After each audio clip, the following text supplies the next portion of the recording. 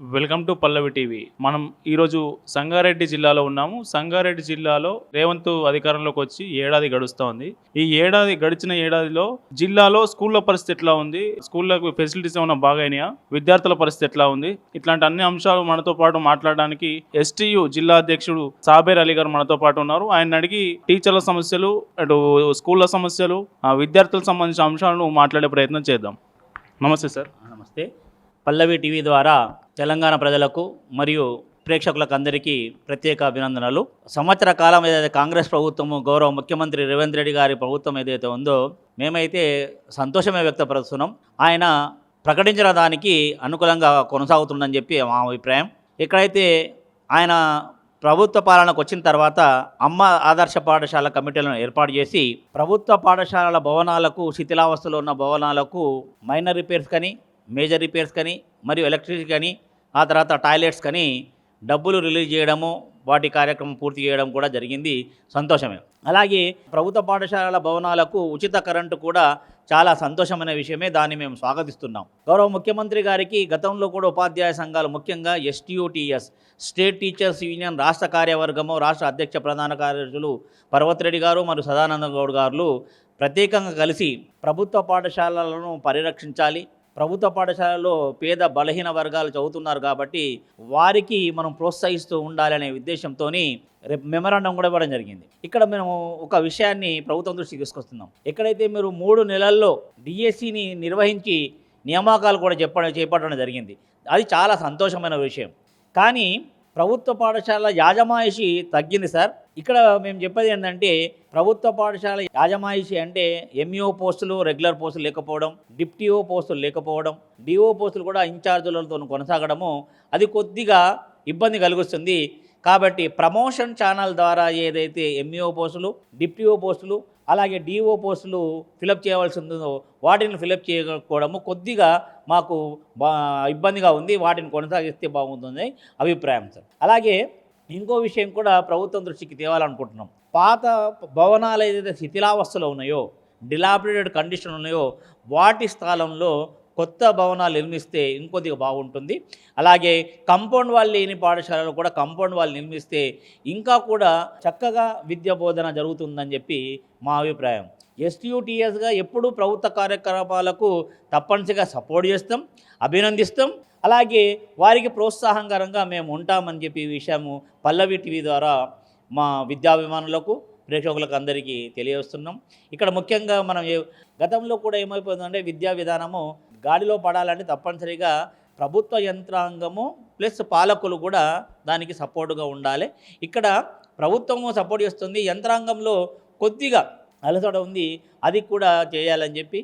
అలాగే ఉపాధ్యాయ వర్గం ఏదైతే ఉందో పెండింగ్ బిల్స్ ఉన్నాయి, ఆ పెండింగ్ బిల్స్ను కూడా పూర్తి స్థాయిలో చేస్తే బాగుంటుందండి. ఎందుకంటే రిటైర్డ్ అయ్యి ఒక 6 నెలలు అయినా వాళ్ళకి రిటైర్మెంట్ బెనిఫిట్స్ అందకపోవడం కూడా కొద్దిగా బాధ కలిగిస్తుంది. ఆ విషయం మీద కూడా ప్రభుత్వం మీద కొద్దిగా బాగా చేస్తున్నా, ఇది కూడా చేస్తే బాగుంటుందని చెప్పి అభిప్రాయాన్ని వెలువరుస్తూ, ఇలాగే కొనసాగి ప్రభుత్వం ఏదైతే ఉందో తప్పనిసరిగా తమ పదవి కాలంలో ఇంకా కొన్ని వెసులుబాటులు కలిగించాలని చెప్పి మా అభిప్రాయంగా తెలుస్తుంది. సార్, ఒక్క విషయం చెప్పండి. మనకు కాంగ్రెస్ పార్టీ ఎలక్షన్ ముందు సిపిఎస్ తీసేసి ఓపీఎస్ తీసుకొస్తా అని ఒక హామీ ఇచ్చింది ఎలక్షన్. అది సాధ్యమయ్యే పైన అంటే మనకు స్టేట్ బడ్జెట్ అందుకు సహకరిస్తుందా? డెఫినెట్గా ప్రభుత్వం అనుకున్నట్టు తప్పనిసరిగా సిపిఎస్ సాధ్యమే. ఎలా సాధ్యము అంటే, మనము సిపిఎస్ అమౌంట్ ఏదైతే ఉందో ఉపాధ్యాయుని దగ్గర 50%, ప్రభుత్వం దగ్గర 50%, రెండు కలిసి 100% డిపాజిట్ చేయడం జరుగుతుంది. ఒకవేళ ప్రభుత్వం అనుకుంటే ఈ సిపిఎస్ ఉపాధ్యాయుని దగ్గర తీసుకునే డబ్బును మాత్రమే జమ చేసుకుంటే అది పాత పెన్షన్ విధానానికి అనుకూలంగానే ఉంటుంది. ప్రభుత్వం అనుకుంటే తప్పనిసరిగా సాధ్యమే. ఎందుకు అంటే ఇది ప్రభుత్వం చేయని కూడని పని కాదు. ఇక్కడ ఏమైపోతుందంటే, హామీ ఇవ్వకపోవడం, సిపిఎస్ ఆ డబ్బులు రిటైర్డ్ అయిన తర్వాత ప్రభుత్వం హామీ ఇవ్వాలి, మేము బాధ్యులము అని హామీ ఇస్తే మేము సంతోషపడేవాళ్ళం. కానీ సిపిఎస్లో ఏమవుతుందంటే, ఎక్కడో పెట్టుబడి పెట్టిన తర్వాత అది లాభాలు వస్తాయా నష్టాలు వస్తాయా తెలియదు. కానీ కాబట్టి రిటైర్మెంట్ తర్వాత సిపిఎస్ను కొద్దిగా తప్పించి పాత పెన్షన్ విధానాన్ని ప్రభుత్వం చేస్తే సాధ్యమే అని నా అభిప్రాయం. మామూలుగా గవర్నమెంట్ ఒక్కో స్టూడెంట్ మీద 1,20,000 1,15,000 రూపాయలు ఖర్చు పెడుతుంది ఒక్క గవర్నమెంట్ విద్యార్థి. అయినా తల్లిదండ్రులు ప్రైవేట్ స్కూళ్ళకే పంపించడానికి ఎక్కువ ఆసక్తి చూపిస్తున్నారు. ఆ గ్యాప్ ఎక్కడుంది? ప్రత్యేకంగా గ్యాప్ కనిపించడం ఏంటంటే అన్ని వర్గాలకు ఒకే పాఠశాల ఒకవేళ ఉంటే తప్పనిసరిగా అది ప్రభుత్వ పాఠశాలకి పంపిస్తారని చెప్పి నా అభిప్రాయం. ఇక్కడ ఏమవుతుందంటే అరకొర పరిస్థితులు ప్రైవేట్ పాఠశాలలో ఉండడం వల్ల ఏమవుతుందంటే ఆకర్షితులు అవుతారు యూనిఫామ్కో లేక వాళ్ళు ఇచ్చే మంచి మంచి ఈ చిన్న కనిపించే బెనిఫిట్స్ ఏవైతే వాటికి ఆకర్షితులు అవుతారు. మేమేం డిమాండ్ చేస్తున్నామంటే ప్రభుత్వానికి రిక్వెస్టే అది. ఎలా అంటే తరగతికో ఉపాధ్యాయుని ఇవ్వండి, భౌతిక వసతులు కల్పించి యూనిఫామ్లు కూడా నాణ్యత గల యూనిఫామ్లు ఇచ్చి టైంలో ఇస్తే బాగుంటుందని చెప్పి మా అభిప్రాయం. మొన్న కూడా చాలా కొద్దిగా లేట్ వచ్చినాయి.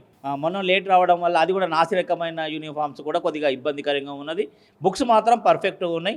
బుక్స్ మాత్రము విద్యార్థులు చాలా చక్కగా దాన్ని చదువుతున్నారు, వాడుకుంటున్నారు. పార్ట్ 1 అండ్ పార్ట్ 2గా ఉన్నాయి. కాబట్టి దీనిపైన కొద్దిగా శ్రద్ధ వహిస్తే అది కూడా సక్సెస్ అవుతుందని చెప్పి ప్రభుత్వ పాఠశాలకు తప్పనిసరిగా విద్యార్థులు ఆకర్షితులు అవుతారు. కాకపోతే ఇక్కడ ఏమవుతుందంటే ప్రభుత్వ పాఠశాలల్లో రెసిడెన్షియల్ అని, కేజీపీవి అని, మోడల్ స్కూల్స్ అని వివిధ పేర్లలో పిలిచిపోయినప్పుడు అందరూ మా పిల్లలే. బయట బలహీన వర్గాలు మొత్తం ఏమైపోతుందంటే స్ప్లిట్ అవుతారు, విడిపోతారు. ప్రభుత్వ పాఠశాలకు, గ్రామంలో నడిచే పాఠశాలకు రావాల్సిన విద్యార్థులు మోడల్ స్కూల్ అని కొంతమంది, కేజీబీ అని కొంతమంది, రెసిడెన్షియల్ అని కొంతమంది వెళ్ళడం ద్వారా కొద్దిగా ఏమవుతుందంటే గ్రామాల్లో ఉండే సమీపంలో ఉండే ప్రభుత్వ పాఠశాలకు విద్యార్థులు కొద్దిగా హాజరు శాతం తగ్గిపోతుంది. అది ఇప్పుడు గవర్నమెంట్ కూడా, ఈ కాంగ్రెస్ గవర్నమెంట్ కూడా ఒకటి చెప్తుంది కదా సార్, ఇప్పుడు ఆల్రెడీ గురుకులాలు ఉన్నాయి కదా, గురుకులాలు కులాలను వర్గాలను విభజించడం కాదు, మేము ఇంటిగ్రేటెడ్ ఇంటర్నేషనల్ స్కూల్ మండలానికి ఒకటి ఏర్పాటు చేయబోతున్నామని చెప్తున్నది. మరి ఎట్లా అది సాధ్యమేనా? అప్పుడు గవర్నమెంట్ గ్రామాల్లో ఉన్న స్కూల్ పిల్లలందరూ అక్కడికి పోతే పరిస్థితి ఎట్లా? ఎగ్జిస్టెన్స్ అయితే ఇంటిగ్రేటెడ్ స్కూల్ అంటున్నా పెట్టండి, మంచిదే. కానీ ఎక్కడ పెట్టాలి? మా దగ్గర కూడా మండలంలో జిల్లా పరిషత్ స్కూల్స్ ఉన్నాయి. వాటినే ఇంటిగ్రేటెడ్ స్కూల్ పెట్టండి. కొత్తగా పెట్టడం బదులు మండలానికి హెడ్ క్వార్టర్లో ఉంది, ఫర్ ఎగ్జాంపుల్ సంగారెడ్డిలోనే ఉంది, సంగారెడ్డిలోనే ఒక హై స్కూల్ ఉంది, దాన్ని ఇంటిగ్రేటెడ్గా పేరు పెట్టి ఒక 10 ఎకరాలు కేటాయిస్తే ఆటోమేటిక్గా అది ఆ హై స్కూల్ కూడా డెవలప్ అవుతుంది. హై స్కూల్తో పాటు నాణ్యత గల బోధన జరుగుతుందని చెప్పి నా అభిప్రాయంగా చెప్తున్నాను. ఇక్కడ ఇంకోటి ఏంటంటే, మీరు పేరు మార్చినంత మాత్రాన విద్యాబోధన వేరే జరగదు. డెఫినెట్గా అదే విద్యాబోధన ఉంటుంది, అదే ఉపాధ్యాయులు ఉంటారు, అదే విద్యార్థులు ఉంటారు. కొత్తగా ఏం రారు. ఉన్న వాళ్ళనే మనం ఏం చేస్తున్నామంటే డివైడ్ చేసుకుంటున్నాం. ఉన్న వాళ్ళని డివైడ్ చేసుకోవడం వల్ల ఏమైపోతుందంటే విద్యార్థులు పరిచయం అయిపోతున్నారు, అక్కడ ఇక్కడక్కడ వేరవుతుంది. 1,25,000 ఖర్చు పెట్టినా ప్రతిదైనా అది భవిష్యత్తు తరాలకు అది నాందిగా ఉంటుంది. 1,00,000 కాదు, 10 లక్షలు ఖర్చు పెట్టినా విద్యకు ఖర్చు పెట్టిన పెట్టుబడి ఏదైతే ఉందో భవిష్యత్ తరాలకు ఉపయోగపడుతుంది, దేశ అభివృద్ధి కొరకు ఉపయోగపడుతుందని చెప్పి నా అభిప్రాయంగా చెప్పుకుంటున్నాను. తప్పనిసరిగా విద్యకు ఎంత పెట్టినా అది తక్కువనే. తప్పనిసరిగా విద్యకు బడ్జెట్లో మంచి కేటాయింపులు ఉంటే తప్పనిసరిగా సక్సెస్ అవుతుందని చెప్పి నా అభిప్రాయం. సార్, మనకు మాజీ ఐఏఎస్ ఆఫీసర్ ఉన్నారు కదా సార్, ఆకునూరి మురళి, ఆయనను జగన్ గవర్నమెంట్ అక్కడికి సలహాదారుగా తీసుకుంది. ఆయన ఎడ్యుకేషన్ మీద బాగా పనిచేశారు. ఇప్పుడు రేవంత్ రెడ్డి గవర్నమెంట్ కూడా ఆయనను విద్యా కమిషన్ చైర్మన్గా చేసింది. ఇప్పుడు కమిషన్ నడుస్తూ ఉంది. ఇప్పుడు ఆ కమిషన్ వల్ల, ఆకునూరు మురళి గారి వల్ల ఇప్పుడు మీ ఎడ్యుకేషన్ సంబంధించి ఏమైనా మార్పులు కనిపించినాయా మీకు? గౌరవ ఆకునూరు మురళి గారు ఐఏఎస్ గారు STUTS రాష్ట్ర భవనానికి హైదరాబాద్కు రావడం జరిగింది. మేమందరం అందులో పాల్గొన్నాం. ఒక 4 గంటల వరకు సమావేశం కొనసాగింది. గౌరవ మురళి గారు మాకు ఇండివిజువల్గా క్వశ్చన్లు ఇవ్వడం జరిగింది. అసలు వ్యవస్థ ఏ విధంగా లోపాలు ఉన్నాయి, లోపాలను అధిగమించడానికి మనం ఏం చేయాలి, ఉపాధ్యాయులుగా మీరేం చేస్తారు, ప్రభుత్వ సలహాదారుగా నేనేం సూచించాలనే విషయం మీద చర్చ జరిగింది. చర్చ చాలా సానుకూల దృక్పథంతో జరిగింది. డెఫినెట్గా ఆయన మార్పులు తీసుకొస్తారని నేను అనుకుంటున్నాను. ఇప్పుడైతే చర్చలు జరుగుతున్నాయి, సలహాలు తీసుకుంటున్నారు. ఆ సలహాలని తప్పనిసరిగా ఆయన ఆచరణలో పెడతారని చెప్పి మేము ఆశిస్తున్నాం. గౌరవ మురళి గారు ముఖ్యమంత్రి గారి సాన్నిహిత్యంగా, గౌరవ ప్రొఫెసర్ కోదండరామ్ సార్ గారు ఎమ్మెల్సీగా తప్పనిసరిగా విద్యా వ్యవస్థలో మార్పులకు శ్రీకారం చుపుతారనే చెప్పే విషయాన్ని మేము గట్టిగా నమ్ముతున్నాం. మార్పు మాత్రము అవుతుందనే అభిప్రాయాన్ని వెల్లపిస్తున్నాం. సాబిర్ అలీ గారు చెప్తున్న విషయం ఏంటంటే, కాంగ్రెస్ గవర్నమెంట్ వచ్చిన తర్వాత కొంత మార్పు కనిపిస్తుంది స్కూళ్ళల్లో. అది రిక్రూట్మెంట్ విషయంలో కావచ్చు, నిధులకు సంబంధించి రిపేర్లు, కనీస వసతులు మారుతూ వస్తున్నాయి. ఇంకొంత మార్పులు జరగాల్సిన అవసరం ఉంది.